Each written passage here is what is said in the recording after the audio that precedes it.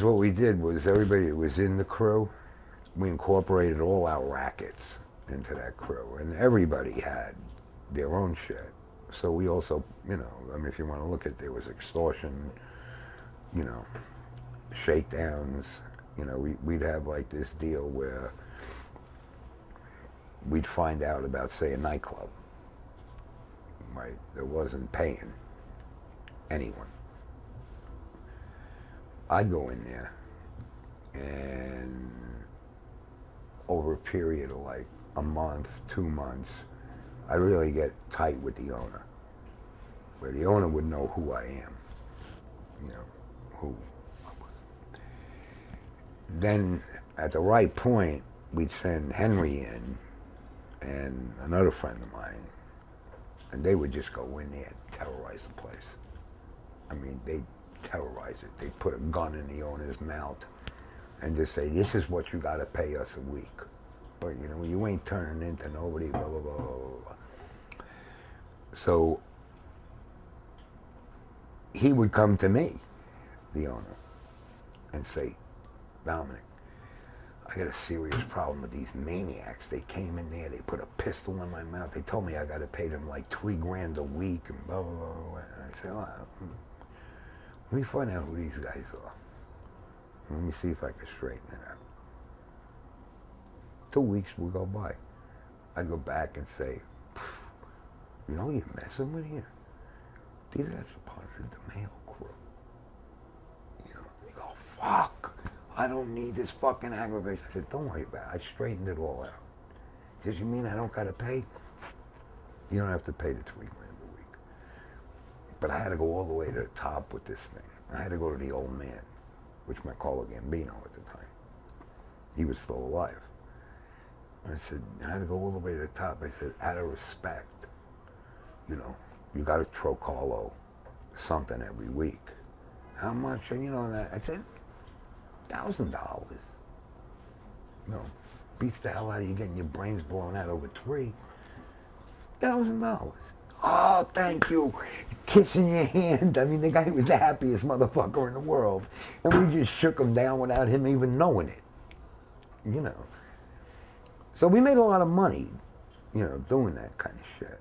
And that was just one of our rackets, you know, aside from the dope. What happened, like, what were the times and all of a sudden that club sort of just went down and it was like nothing happened, you couldn't pay anything, or oh, what's the club? We didn't give a fuck if the club went down. You still get the money? Yeah, if we went a year and we got $1,000 a year, that was another $52,000 we added to the coffer. And then the club went broke. Club went down and see you. No problem. But we had like maybe 40, 50 clubs like that. What would happen if the owner was like, I had a slow week, I can't pay you $1,000? You'd work with him. Yeah. Say, look, give me 500. We'll just add it on. You know, I'll talk to the old man. The old man is very reasonable, blah, blah, blah. I mean, you know, it's a fucking game. Yeah. It's a big fucking game. But when you got 30 bars or 30 clubs that you're doing that with, if you take that $52,000 a year, times it by 3, times it by 30, you're talking $500,000 a year is coming in. You know. So that was another one of our little games we used to play with them. It's a lot of work. But that's what you did. You got up in the morning, you went to work. I mean, it's work. Of course it's work. And it's dangerous work. Because you don't know, like, if some guy is going to turn and set you up with the feds. You don't know that either. The only thing you could depend on is, what, you became fucking Aunt Jemima now? I mean, No, what are you shit's doing? just blowing all over the fucking kitchen. I mean, just hold on a second. Man. I can't just do something. Jesus. It's a fucking vortex. Put it in a... There you go. No, that's good. That way.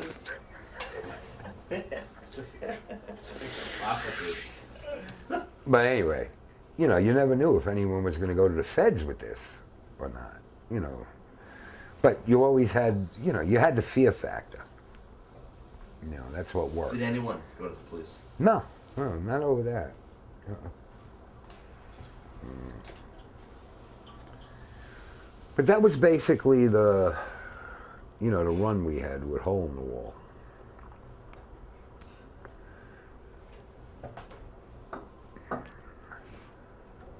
All right, stop for a second. Stop. And we'd support each other. But Cheryl was selling the Quaaludes. I mean, Cheryl was moving 10,000 Quaaludes a week. Where's Cheryl now? Well, we don't want to be out there recording this because Vito's chopping the phone. Let him smash up the fucking kitchen. Yeah. What we're doing. No, this is good stuff, man. No, look. And what do you got the plate for? How do you get beer out of it? Damn it, do it.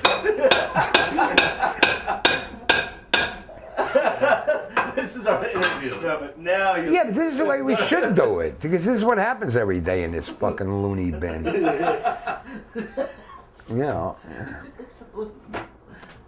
it work? It's working. Got it going. Got it flowing. That's it, baby. Fuck the tap. Fuck the tap when you can just tap into it. I have nothing to do with these people. Tap into it.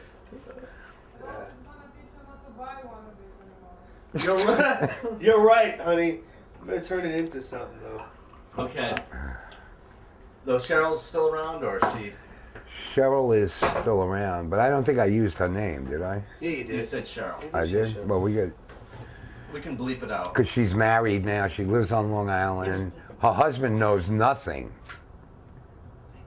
Her husband knows nothing about her past.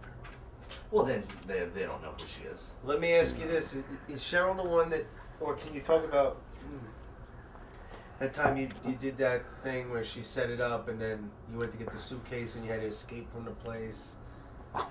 That was her father's house. Yeah, exactly. Can you tell that story? Yeah. Because that's a pretty funny one.